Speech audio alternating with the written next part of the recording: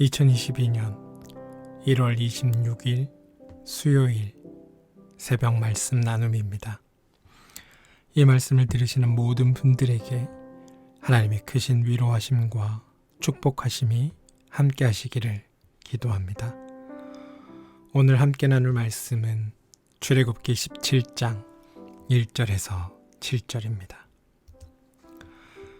이스라엘 자손의 온 회중이 여호와의 명령대로 신 광야에서 떠나 그 노정대로 행하여 르비딤의 장막을 쳤으나 백성들이 마실 물이 없는지라 백성이 모세와 다투어 이르되 우리에게 물을 주어 마시게 하라. 모세가 그들에게 이르되 너희가 어찌하여 나와 다투느냐? 너희가 어찌하여 여호와를 시험하느냐? 거기서 백성이 목말라 물을 찾으매 그들이 모세에게 대하여 원망하여 이르되 당신이 어찌하여 우리를 애굽에서 인도하내어서 우리와 우리 자녀와 우리 가축이 목말라 죽게 하느냐? 모세가 여호와께 부르짖어 이르되 내가 이 백성에게 어떻게 하리이까? 그들이 조금 있으면 내게 돌을 던지겠나이다. 여호와께서 모세에게 이르시되 백성 앞을 지나서 이스라엘 장로들을 데리고 나일강을 치던 내 지팡이를 손에 잡고 가라. 내가 호렙산에 있는 그 반석 위 거기서 내 앞에 서리니 너는 그 반석을 치라. 그것에서 물이 나오리니 백성이 마시리라. 모세가 이스라엘 장로들의 목전에서 그대로 행하니라. 그가 그곳 이름을 마사 또는 무리바라 불렀으니 이는 이스라엘 자손이 다투었으며 또는 그들이 여호와를 시험하여 이르기를 여호와께서 우리 중에 계신가 안 계신가 하였음이더라. 출애굽기 17장 1절에서 7절. 샬롬. 하나님의 크신 은혜와 은총이 또 축복의 말씀을 듣는 모든 분들과 늘 함께 하시기를 기도합니다. 한참 매섭게 추워야 할 때인데 생각보다 날이 푸근하다는 생각이 드는 날들입니다. 물론 등 시린 사람들에겐 다행인 일이지만 한편으론 따뜻한 겨울이 마냥 고맙기만 한 것은 아닙니다. 이렇게 따뜻한 겨울이 농사를 짓는 분들에겐 어떤 영향을 줄지 알 수 없기 때문입니다. 저는 지난 한 주 동안 몸이 좀 아팠습니다. 2해 전 홍채염으로 한동안 고생했었는데 그 홍채염이 재발했습니다. 약을 먹고 있지만 잘 낫지 않고 있어서 속이 살짝 상합니다. 몸도 눈도 쉬게 해주어야 빨리 낫는다는 의사 선생님의 말을 들으며 컴퓨터에 책에 휴대폰에 혹사당하는 눈에 미안한 마음이 들었습니다. 하나님께서 나에게 허락하신 이 몸을 내 것이라 생각하고 마구잡이로 사용한 것은 아닌가 하는 생각에 죄송한 마음이 들었습니다. 추워야 할 겨울이 더 이상 춥지 않다는 것은 하나님이 주신 이 지구별을 우리의 욕심대로 막 사용한 까닭이 큰 탓인 것처럼 나의 몸도 그런 이유로 아프고 더디 낫는 건 아닌가 하는 생각에 하나님께 죄송한 마음 가득한 시간을 보내고 있습니다. 여러분은 어떻게 지내고 계십니까? 제가 전에 섬겼던 교회 목사님께서 추천해 주셨던 클래식 곡이 하나 있습니다. 바흐의 칸타타 가운데 나오는 이히 하베 게누크라는 곡입니다. 이히 하베 게누크란 나는 만족합니다 라는 뜻입니다. 왜인지 모르겠는데 이 곡이 자꾸만 생각나서 유튜브에서 곡을 찾아 여러 번 반복해 들었습니다. 성전에서 메시아 오기를 기다리던 시므온이 아기 예수를 품에 안고 하나님께 찬양을 올린 대목에서 나온 제목입니다. 주님, 이제 주님께서는 주님의 말씀을 따라 이 종을 세상에서 편안히 떠나가게 해주십니다. 나는 만족합니다. 이 곡을 들으면서 나중에 언젠가 내 생의 마지막에 이 말 한마디 할 수 있으면 너무 좋을 것 같다, 행복할 것 같다 라는 생각을 해봅니다. 돌아보면 주님의 도우심으로 살아온 세월이지만 우리는 가끔 그 사실을 까맣게 잊고 삽니다. 사실 가끔 멈춰설 필요가 있습니다. 뭐가 그리 바쁜지 받은 은혜를 헤아리지 못하고 삽니다. 신앙생활이란 하나님의 뜻을 여쭤보면서 우리의 삶을 바꿔나가는 것과 동시에 하나님께서 베풀어 주신 그 은혜를 기억해내는 과정입니다. 오늘 읽은 말씀이 그 은혜를 기억해내는 과정이 되기를 소망해 봅니다. 광야에서 굶어 죽겠다고 하나님께 부르짖었던 이스라엘 백성은 하나님의 은혜와 도우심으로 만나와 메추라기로 먹을 것을 해결했을 뿐만 아니라 안식일이라는 것을 경험하며 내 수고와 노력이 아니라 우리는 하나님의 도우심, 하나님의 은혜로 살아가는 존재라는 것을 알게 됩니다. 지난 시간 이 안식일을 통해서 하나님은 에덴에서 아담과 맺었던 그 관계를 이스라엘 백성들과 다시 맺기를 원하고 계시고 또 지금 말씀을 듣는 우리와도 그 관계를 맺기를 바란다는 말씀을 드렸습니다. 사실 이스라엘 민족이 광야에서 겪은 일들은 가만히 살펴보면 그들에겐 마치 꿈꾸듯 지나온 시간이었을 겁니다. 새로운 세상에 대한 설렘으로 감행한 탈출, 누군가의 명령이 아니라 자기 삶의 주도권을 행사할 수 있는 자유인이 된다는 그 희망, 죽음의 위기로부터의 기적적인 구원, 또 놀람과 감격이 반복되는 시간이었습니다. 그러나 광야에서 광야로 이어지는 여정은 사실 너무 멀기만 했고 살 길은 막막합니다. 하나님의 전능하심을 날마다 경험하면서도 내 눈앞에 닥친 현실 앞에는 무너지기 일쑤입니다. 그리고 그건 이스라엘뿐만이 아니라 우리의 모습이기도 합니다. 하나님의 은혜, 그분의 사랑이 우리와 함께 있음을 알고 있지만 하나님의 선한 뜻이 있다는 것도 믿고 있지만 늘 내게 주어진 현실 앞에 당신은 어디에 계십니까? 라고 묻는 게 우리의 모습입니다. 언제쯤이면 당신을 보여주시겠습니까? 라고 한탄하기 바쁜 나의 모습, 그리고 우리의 모습 속에 불평하고 원망하며 하나님을 의심하던 이스라엘 백성들의 모습이 겹쳐 보입니다. 원래 삶이 각박하면 꿈은 뒤로 물러나기 마련이라지만 그렇기에 원망이 터져나온 것은 당연하다지만 그럼에도 늘 무너지는 우리의 모습은 하나님의 은혜로 삽니다. 하나님으로 만족합니다. 라는 입술의 고백을 부끄럽게만 만드는 현실입니다. 그럼에도 불구하고 내가 다시 힘을 낼 수 있는 건 사실은 바로 하나님의 한없는 그 너그러우신 사랑 때문이 아닐까요? 오늘 이스라엘은 또 다른 시련에 부딪힙니다.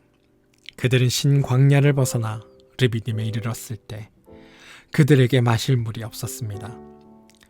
하나님은 일찍이 말아 있은 물을 마실 수 있는 단물로 변화시켜 주셨지만 르비딤에서는 그런 물마저 찾아볼 수 없었습니다. 백성들은 모세에게 마실 물을 달라 이렇게 대들기 시작합니다. 당신이 하나님이 보내신 지도자인지를 입증해 보이라는 것이었습니다. 종종 백화점이나 할인마트 장난감 코너에 가면 주저앉아 떼를 쓰는 아이를 볼 때가 있습니다. 전문가들이 이런 상황에서 아이들의 요구를 바로 들어주지 말고 아이와 이야기를 해보라고 권합니다. 아이가 요구하는 바를 정확하게 파악하고 아이가 무엇인지 스스로 설명하게 하고 더 나아가서 부모님의 감정까지도 들려주라고 이야기합니다. 그런데 하나님은 이 인간들이 요구하시면 두말하지 않고 들어주셨습니다. 지금까지 한 번도 거절하지 않으시고 불평하면 들어주셨습니다. 그러다 보니 하나님에 대해 이스라엘 백성들은 불평하면 원망하면 들어주는 신 정도로 하나님을 인지하는 것은 아닌가 하는 생각이 들기도 합니다. 그냥 기다려도 일하시는 하나님께서 필요하다면 그것을 우리에게 베푸시고 우리가 상상하지도 못한 방법으로 우리의 필요들을 채워주실 텐데 하나님의 그 일하심에 대한 기대와 소망 없이 여전히 불평으로 하나님을 대하는 이스라엘 백성은 안식일을 경험하고도 성장하지 못한 그 유아기적 신앙의 모습을 보는 것 같습니다. 그런데 여러분, 이 모습조차 오늘의 나, 우리의 모습과 다를 바 없지 않습니까? 모세는 백성들을 책망합니다. 당신들은 어찌하여 나에게 대드십니까? 어찌하여 주님을 시험하십니까? 그러자 거기에 있던 이들이 이제 모세까지 죽이려 합니다. 모세가 하나님께 부르짖습니다. 이 백성을 제가 어떻게 해야 합니까? 그들은 지금이라도 곧 저를 돌로 쳐 죽이려고 합니다. 그때 하나님은 모세에게 나일강을 친 그 지팡이를 손에 들고 장로들과 함께 백성들보다 앞서 가라 명령하십니다.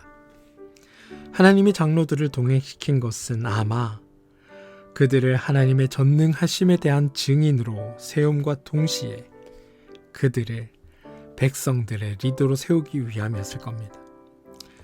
하나님은 호렙산 바위 위에서 모세 앞에 서시겠다면서 지팡이로 그 바위를 치라 이르십니다.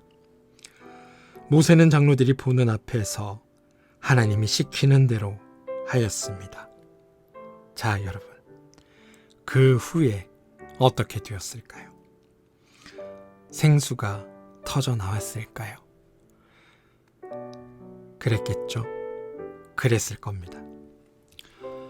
하지만 성경은 그 후에 어떤 일이 벌어지는 데지에 대해 입을 다뭅니다. 반석에서 물이 터져 나오는 장관을 과감하게 생략한 출애굽기 기자는 대신 그 사건이 벌어진 장소를 어떻게 이름하게 되었는지를 기록해 두었습니다. 출애굽기 17장 7절 말씀을 제가 새번역 성경으로 읽어 드리겠습니다. 이스라엘 자손이 거기에서 주님께 대들었다고 해서 사람들은 그곳의 이름을 무리바라고도 하고 또 거기에서 주님께서 우리 가운데 계시는가 안 계시는가 하면서 주님을 시험하였다고 해서 그곳의 이름을 마사라고도 한다. 어떤 특별한 장소나 어떤 기념물은 우리에게 어떤 기억을 떠올리게 합니다. 일본 정부가 길을 쓰고 소녀상 철거를 요구하는 그 까닭도 그것이 상기시키는 부끄러운 그들의 기억을 지우고 싶기 때문입니다. 오늘 이야기 끝에 나온 무리바와 마사는 사실 이스라엘의 불순종과 믿음 없음을 상기시키는 이름입니다. 참담한 기억이고 부끄러운 기록입니다. 하나님께서 안식일을 허락하신 후에 이제 하나님에 대한 불신과 원망은 하나님에 대한 불신으로 나타난다고 말씀드렸습니다. 오늘 이 마사와 무리바는 하나님에 대한 불신이 다시 이스라엘 백성 가운데 나타났다라는 또 다른 증거입니다. 그런데 여러분, 그것보다 더 중요한 것이 있습니다.